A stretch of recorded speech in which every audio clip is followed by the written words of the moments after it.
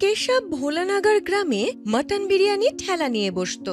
ওর ব্যবসা ভালোই চলতো। রোজ ওর কাছে ৬-৭ জন লোক মটন বিরিয়ানি খেতে তো আসতোই। এইভাবে ওর দিন কাটছিল। একদিন কেশব ব্যবসা করতে করতে নিজের মনে মনে বলল, রোজ দিন ৬-৭ জন গ্রাহক মটন বিরিয়ানি খেতে চলেই আসে, আর তাতে মোটামুটি আমার দিন কেটে যায়। কিন্তু এইভাবে আর কতদিন চলবে? আজকাল বাবার শরীরটাও খুব একটা ভালো যাচ্ছে না, তার উপর ছোট ভাইটার পড়ার খরচা। ওকে যদি লেখাপড়া না শেখাতে পারি, ও তাহলে করবেটা কি? এইসব চিন্তা করতে করতে বেচারা কেশব বাড়ি ফেরে। আর তার স্ত্রী রূপালী তাকে এত চিন্তিত অবস্থায় বাড়ি ফিরতে দেখে বলে, হ্যাঁ গো, কি হয়েছে তোমার? তোমাকে খুব চিন্তিত দেখাচ্ছে। মনে হচ্ছে কাজকর্ম ঠিকমতো চলছে না। কি যে আর বলবো তোমাকে, রোজ ৬-৭ জন গ্রাহক বিরিয়ানি খেতে আসে বটে, কিন্তু তার থেকে আমার যা মুনাফা হয় তাতে তো বাবার ওষুধ কিনতে আর বাড়ির সংসার খরচেই চলে যায় গো। ছোট ভাইটার পড়ার খরচ আমি তুলবো কি করে জানি না। তখন সেখানে কেশবের ছোট ভাই সুধীর আসে আর বলে, দাদা, তুমি আমার জন্য এত চিন্তা করো না গো, আমার পড়ার খরচ ঠিক উঠে যাবে। আমি তো এটাও ভাবছি যে তোমাকে সাহায্য করার জন্য আমি বিরিয়ানি ডেলিভারির দায়িত্বটা নিয়ে নেব। আরে এত কিছু তো আমি শুধু তোর জন্যই করছি নাকি? আমি চাই না যে তোর পড়াশোনা মাঝপথে বন্ধ হোক, কারণ এই কথাটা আমার মাথায় আছে যে কিছুদিনের মধ্যেই তোকে শহরে গিয়ে কলেজে অ্যাডমিশন নিতে হবে। একবার তুই কলেজে ভর্তি হয়ে গেলে আমাদের জীবনটা একেবারে বদলে যাবে। তোর দাদা একদম ঠিক কথা বলেছে সুধীর, তুই নিজের পড়াশোনার দিকে মন দে, সব ঠিক হয়ে যাবে, তোকে চিন্তা করতে হবে না। আর যদি দরকার পড়ে আমি তোর দাদাকে বিরিয়ানি বিক্রি করতে সাহায্য করব, না হয় তোর পড়াশোনার যেন কোনো ক্ষতি না হয়। তোকে নিয়ে কত আশা। এই দেখে সুধীরের খুব ভালো লাগে যে তার দাদা আর বৌদি তাকে কত ভালোবাসে। বাড়িতে অসুস্থ বাবা থাকা সত্ত্বেও তার পড়াশোনার প্রতি তাদের কত চিন্তা। পরের দিন কেশব তার ঠেলা নিয়ে গ্রামের বাজারে বিরিয়ানি বিক্রি করছিল। তখন এক গ্রাহক তার কাছে এসে বলে, দাদা, মটন বিরিয়ানি কত করে? একটু দামটা বলুন না, ঠিকঠাক মনে হলে ১ কিলো আমি কিনে নেব। দিদি, মাত্র ১৫০ টাকা কিলো। আপনি বলুন আপনাকে আমি কত কিলো দেব? বাপরে বাপ, এ তো দেখছি বেশ দামি। এই তো একটু দূরেই আরেকজন বিরিয়ানি বিক্রি করছে, সেখানে তো ১১০ টাকায় ১ কিলো বিক্রি করছে। দিদি, আপনি আমাকে একটা কথা বলুন, এমনিতেই বিরিয়ানির দাম এত বেশি, এত কম দামে কেউ দেয় কি করে? নিশ্চয়ই সে কোনো না কোনো অসৎ কাজ করছে। দাদা, সেরকম যদি কিছু হতো না তাহলে এতদিনে ওর ব্যবসা বন্ধ হয়ে যেত। গ্রামের লোকেদের বোকা ভাববেন না যেন। কেশবের এসব শুনে খুব খারাপ লাগে, কারণ ওই মহিলা বিরিয়ানি না কিনেই সেখান থেকে চলে যায়। একদিন যখন কেশব ঠেলা নিয়ে বাড়ি ফিরছিল, তখন তার মনে হলো, একবার আমি নিজে গিয়ে বরং দেখি যে ওই বিরিয়ানিওয়ালাটা কে, যে মাত্র ১১০ টাকায় ১ কিলো বিরিয়ানি বিক্রি করে, যেখানে মাটন বিরিয়ানি এত সস্তা হতেই পারে না। কেশব এবার যখন সেখানে গিয়ে দেখে, তখন সেখানে পঙ্কজ নামের একজন লোক মটন বিরিয়ানি বিক্রি করছিল। তার কাছে লোকে ভিড় করে দাঁড়িয়েছিল। এই দেখে ও মনে মনে বলল, বাবা, এর দোকানে তো দেখছি সত্যিই অনেক ভিড়। এত লোক এর কাছ থেকে বিরিয়ানি কিনতে আসছে কি করে? আমার মনে হয় এই কারণেই আমার রোজগার আরো কমে গেছে। আমারও একবার এর বিরিয়ানি খেয়ে দেখা উচিত, যে এর বিরিয়ানিতে এমন কি বিশেষত্ব। কেশব যেই ওর কাছে যায়, পঙ্কজ ওকে ১ প্লেট বিরিয়ানি দিয়ে দেয়। যেই ও খানিকটা বিরিয়ানি খায়, তখন নিজের মনে মনে বলে, এই মাটন বিরিয়ানিটা তো একদম ভালো নয়, এর মধ্যে তো ভেজাল আছে। কিন্তু আমি এই কথাটা যদি সবাইকে জানিয়ে দেই, তাহলে এখানে কেউ আমার কথা কখনো বিশ্বাস করবে না। আমাকে কিছু না কিছু একটা উপায় ভেবে বের করতে হবে, যাতে সব মানুষের সামনে পঙ্কজের চুরি হাতে নাতে ধরা পড়ে যে ও মাটন বিরিয়ানিতে ভেজাল মিশিয়ে বিক্রি করে। কেশব মনমরা হয়ে বাড়ি ফেরে, সব কথা নিজের স্ত্রীকে বলে। ওরা কিছুদিনের মধ্যেই সুধীরকে লেখাপড়া শেখানোর জন্য বাইরে পাঠাবে ভাবছিল, কিন্তু তাদের কাছে টাকা ছিল না। তাই ওরা ওদের বাড়ি এক ব্যবসায়ীর কাছে বন্ধক রেখে সুধীরকে লেখাপড়া শেখানোর জন্য বাইরে পাঠায়। রূপালী এবার কেশবকে বলে, হ্যাঁ গো, সুধীরকে তো আমরা বাইরে পড়াশোনা করতে পাঠিয়ে দিলাম, কিন্তু যেদিন থেকে ওই পঙ্কজ গ্রামে ব্যবসা করছে, সেদিন থেকে আমাদের তো আর ব্যবসা চলছে না। হ্যাঁ গো, তোমাকে তো এবার কিছু একটা করতে হবে, তাই না? আমার মনে হয় যে ও বিরিয়ানিতে ভেজাল মেশায়, জানো, কিন্তু এই কথাটা আমি কিছুতেই প্রমাণ করতে পারছি না। কি করি আমি বলো তো? আমি না পাশের একটা গ্রামে ঘর পরিষ্কারের কাজ পেয়েছি। তুমি কিছু মনে না করলে আমি সেই কাজটা করি, তাহলে সংসার চালাতে আমিও তোমাকে খানিকটা সাহায্য করতে পারবো। আমি এই বাড়িতে তোমাকে রাজরানী করে এনেছিলাম, কখনো ভাবতে পারিনি যে সংসার চালানোর জন্য তোমাকে অন্যের বাড়িতে গিয়ে কাজ করে খেতে হবে। তুমি আমায় ক্ষমা করে দিও।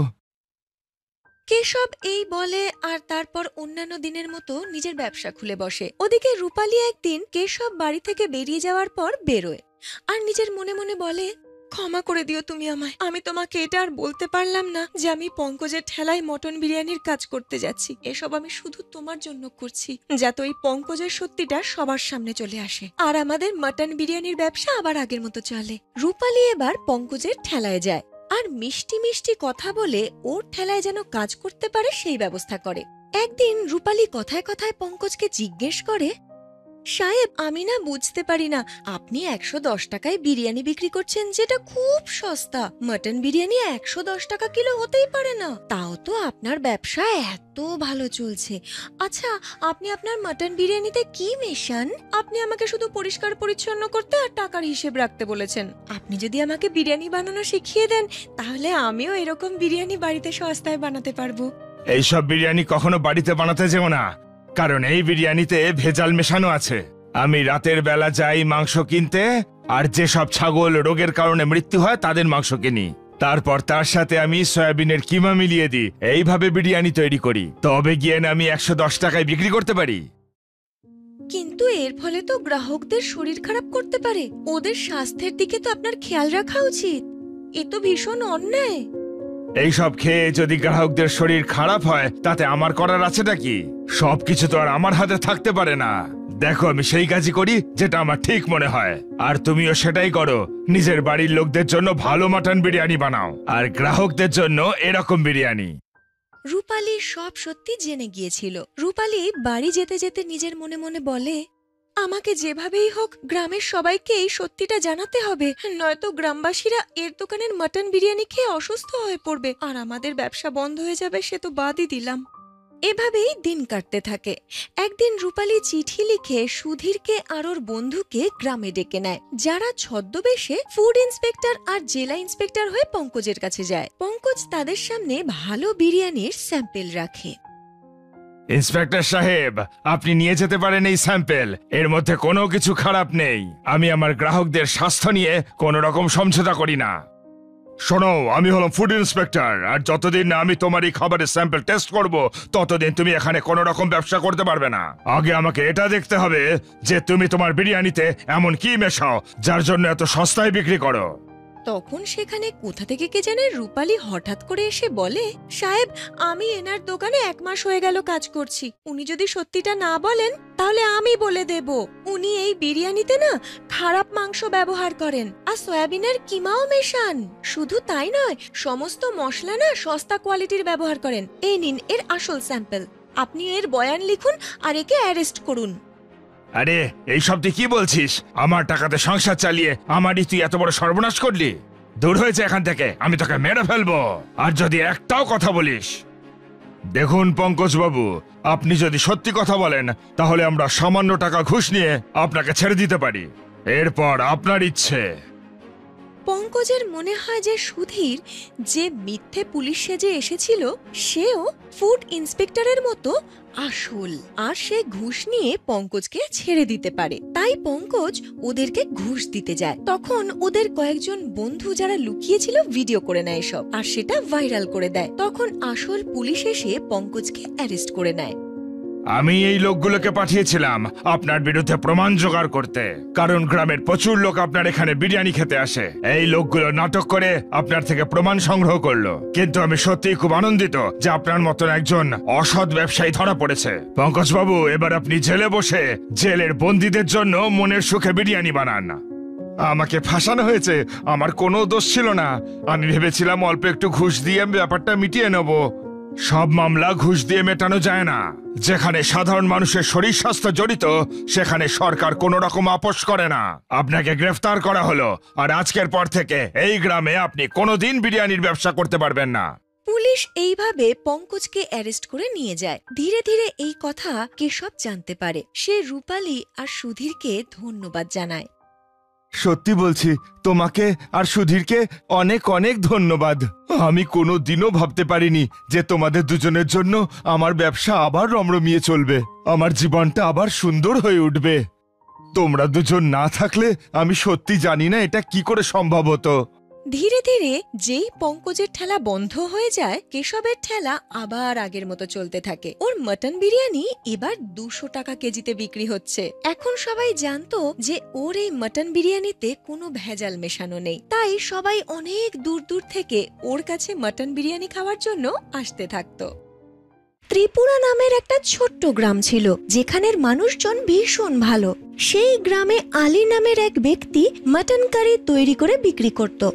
আলীর মটন কারির পুরো গ্রামে খুব নাম ছিল, এই জন্য আলী অনেক টাকা রোজগার করত। কিন্তু আলী খুব লোভী ছিল, আরো বেশি উপার্জনের জন্য নতুন নতুন ফোন দিয়ে আরত রোজ, যাতে ওর মটন কারি আরো সুস্বাদু হয় খেতে, যাতে ওর দোকানে আরো বেশি গ্রাহক আসে। এরকমই এক দিনের কথা, আলী তার দোকানে মটন কারি বিক্রি করছিল। তখনই তার ঠিক সামনেই আর একটি দোকান খোলে। ওই দোকানটাকে দেখে আলী বেশ চিন্তায় পড়ে যায় আর নিজের মনে বলে, আরে এ কি, আমার দোকানের সামনে কেউ মাটন কারির দোকান খুলবে? এ কি করে সম্ভব? আমি থাকতে কিছুতেই এটা হতে দেব না। এই বলে ও ওই দোকানটার সামনে যায় আর দোকানদারকে বলে, এসব হচ্ছেটা কি? এখানে তুমি এইভাবে দোকান দিতে পারো না। দেখতে পাচ্ছ না নাকি যে তোমার দোকানের সামনেই একটা মটন কারির দোকান আছে? দেখেছি, কিন্তু হয়েছে কি, শুনে রাখো, এই দোকানটা আমার, আর আমি যা খুশি বেচবো। তোমার কি? বললেই হলো আমার দোকানের সামনে আমি কাউকে দোকান খুলতে দেব না, সে তুমি যাই করো না কেন। ও বাবা, তাই নাকি? তোমার এত ক্ষমতা? ভালো করে শুনে রাখো, তোমাকে আগেও বলেছি এই দোকানটা আমার, আর আমার দোকানে আমি যা খুশি বেচতে পারি। তুমি বলার কে? শোনো, আমারও কিচ্ছু যায় আসে না, তুমি এখানে যা খুশি বেচো, কিন্তু মাটন কারি আমি বিক্রি করতে দেব না। আমি তো মটন কারি বানিয়েই বেচবো। তোমার যদি ক্ষমতা থাকে আমাকে আটকে দেখাও তো। আর তাছাড়া এত বড় এলাকায় তোমার তো একটা মাত্র দোকান, আর একটা দোকান যদি দিই তাতে তোমার কি আসে যায় বলো তো? তোমার খদ্দেররা তো সব তোমার কাছেই যাবে, তাই না? না, আমার খদ্দেররা এখানে চলে আসবে। আমি জানি নতুন দোকান দেখলেই খদ্দেররা সেখানেই চলে যায়, আর সেটা আমি কিছুতেই হতে দেব না। এইভাবে ওদের দুজনের মধ্যে তর্ক হতে শুরু করে আর কথাটা প্রধান পর্যন্ত পৌঁছে যায়। কি ব্যাপার আলী, তোমরা ঝগড়া করছো কেন? দেখুন না, আপনি তো জানেন আমার দোকানটা এখন অনেক পুরনো হয়ে গেছে, তাহলেও আমার দোকানের ঠিক বিপরীতে কি করে মাটন কারির দোকান দেয়? তাহলে তো আমার দোকানের অনেক ক্ষতি হয়ে যাবে। আরে আলী, কিচ্ছু হবে না। আর তাছাড়া তোমার তো একারই এখানে মটন কারির দোকান। ও যদি আর একটা দোকান খোলে তাহলে বেচারা ওরও 2 পয়সা কামাই হয়। আর তাছাড়া এই ব্যবসা তো নির্ভর করে কার খাবারের স্বাদ কত ভালো। যদি তোমার মাটন কারির স্বাদ ভালো হয় তাহলে তুমি পয়সা কামাবে, আর যদি ওরটা ভালো হয় তাহলে ও কামাবে।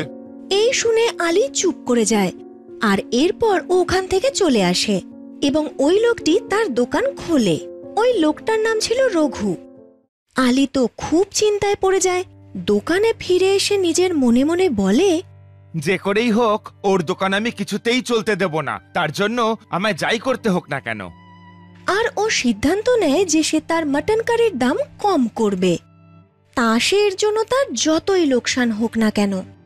এরপর সে লোভের বশে তার মটন কারির দাম 100 টাকা করে দেয়। এর ফলে ওর দোকানে অনেক ভিড় হয়। এই দেখে আলী খুব খুশি হয়।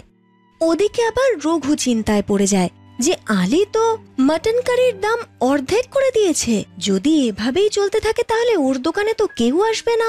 তাই ও নিজের মটন কারির দাম অর্ধেক করে দেয়। এই দেখে ওর দোকানেও অনেক গ্রাহক আসে। এই দেখে আলী খুব রেগে যায় আর সে নিজের মনে মনে বলে, আমায় কোনো অন্য উপায় ভাবতে হবে, আমার সামনে আমি কাউকে টিকতে দেব না। আর এই বলে সে তার মটন কারিতে ভেজাল মেশানো শুরু করে, কারণ এর ফলে সে সস্তায় মটন পাচ্ছিল। ওদিকে রঘু সততার সাথে কাজ করছিল। এবার আলী মটন কারির দাম 50 টাকা করে দেয়। এর ফলে সবাই ওর দোকানে ভিড় করে। আরে বা আলী ভাই, তুমি তো 50 টাকায় মটন কারি দিয়ে আমাদের মতো গরিবদের খুব সুবিধা করলে। আরে হ্যাঁ ভাই, 50 টাকা কি, তোমাদেরকে তো আমি 10 টাকাতেও দিতে পারি, শুধু তোমরা খেতে আমার দোকানেই আসবে। অসুবিধা কি, আমরা শুধু তোমার দোকানেই আসবো। এমনিতেও এখানে তুমি ছাড়া সেরকম মটন কারি আর কেউ বানাতে পারে না, আর তাছাড়া তুমি এখানে সবচেয়ে পুরনো। হ্যাঁ, কিন্তু দেখতেই তো পাচ্ছ আমার ঠিক সামনেই দোকান খুলে বসেছে। আরে তুমি ওখানে মাথাই লাগিও না, শুধু মন দিয়ে নিজের কাজটা করে যাও। এরপরে ওই লোকটা ওখান থেকে চলে যায়। এভাবেই সময় কাটছিল।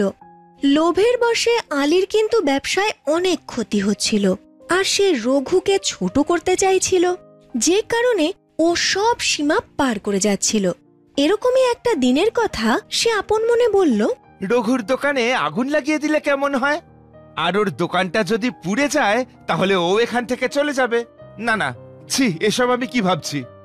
এই বলে সে তার নিজের কাজে মন দেয়। পরের দিন সকালে রঘু খুব জোরে জোরে চিৎকার করে, হায় হায়, কে যেন আমার দোকানে আগুন লাগিয়ে দিয়েছে, আমার সব শেষ হয়ে গেল, এবার আমি কি করব? গ্রামের সবাই সেখানে এসে জড়ো হয়, আর সবাই রঘুর পুড়ে যাওয়া দোকান দেখতে থাকে। এটা নিশ্চয়ই ওই আলিরই কাণ্ড হবে, ভালো করে জানি ও আমাকে হিংসে করে। আরে, এ আমি কেন করতে যাব? তোর উপর আমার হিংসেই বা কিসের? হ্যাঁ, এটা ঠিক যে তুই এখানেই দোকান দিয়েছিলি, কিন্তু তার মানে তো এই নয় যে আমি তোর দোকানে আগুন লাগিয়ে দেব। হ্যাঁ ভাই, আলী তো একদম ঠিক কথাই বলছে। এরকম কাজ আলী করতেই পারে না। শোনো, তোমার দোকান নিশ্চয়ই অন্য কেউ পুড়িয়েছে, অথবা এই গরমে হয়তো তোমার দোকানে আপনা থেকেই আগুন লেগে গেছে। কে জানে, কিন্তু আমার তো সব শেষ হয়ে গেল, পথে বসে গেলাম। এই বলে রঘু মন খারাপ করে ওখান থেকে চলে যায়।